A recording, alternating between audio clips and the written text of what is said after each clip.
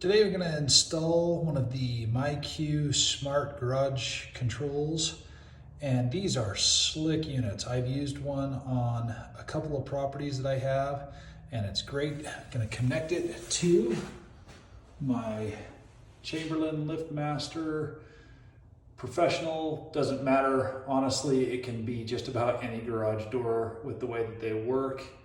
And this particular model does not have any Wi-Fi or anything enabled in there. It's an older unit, I think 15 years old actually, and I've installed on these before and they work great. Let's get started. This is everything that comes in the box. This is the sensor that plugs into a 110 outlet, and it does flash when you've activated this remotely. That helps to alert people that are maybe hard of hearing or other stuff like that the garage door is going to be going up and down. That's what this adapter is for here. This is some basic mounting hardware, nothing special there. Then this piece here is what makes this function with your garage door. This is a receiver that works with your existing motor to let you know that the door is in an open or closed position. And this has a kind of unique mounting case that we'll talk about as we go through and do this. And then just a safety placard that put there for lawyers and other stuff. So let's get going with wiring this up and all the pieces that we need to. You want to mount your smart hub somewhere in your garage closer to an outlet. It doesn't have to be a foot away. It's got a 4 or 5 foot cord on there. But I'm going to mount it next to this outlet here, and I like to mount it to a stud. So I'm going to use this stud finder and mark where that is and mount it above that outlet on this stud. Okay, I'm just mounting the second screw in this bracket. And I will say that there is a mounting tool telling you to mount this up. It's a 90-degree tool, meaning that this bracket, that it can be mounted in this configuration or the other configuration. Because when I take my hub and put it on here, I can get it in there and then turn it upright, and it'll work just great for that location. With the plug plugged into the side of the unit here, I'm gonna go ahead and plug that into my wall, and you'll see it begin to start flashing blue, and this means we are ready to connect things up. Download the MyQ app.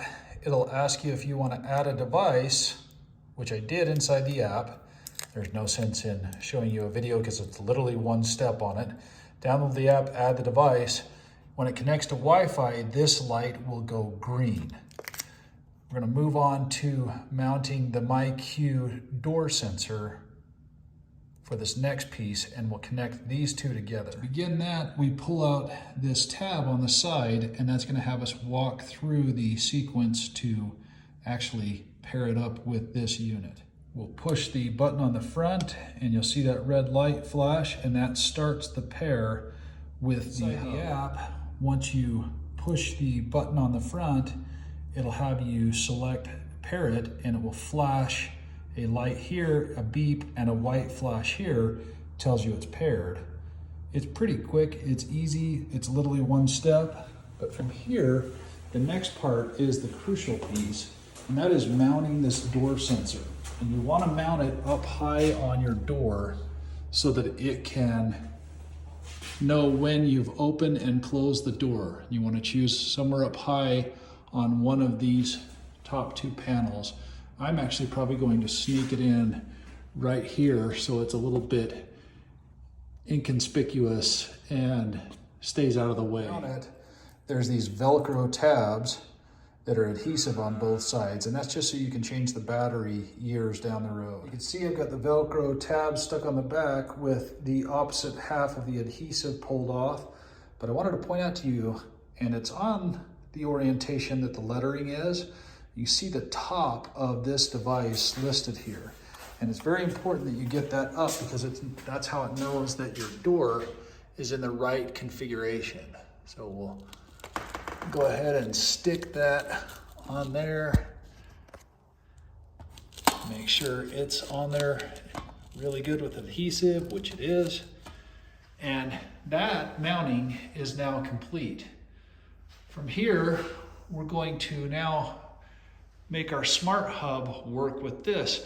And they work just like a garage door opener. The smart hub will send an RF frequency that communicates with that, just like your standard remote control you have in your car, and that's how it works. So you connect the smart hub to your router, which we do through part of the installation, and it will then communicate through here just like a garage door opener. Next step is really easy. You gotta open up the cover on the back of your garage door, and inside the app, it'll tell you to look for the Learn button.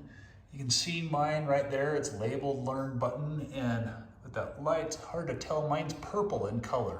Yours could be yellow, purple, green, blue, or gray are the colors that I've seen.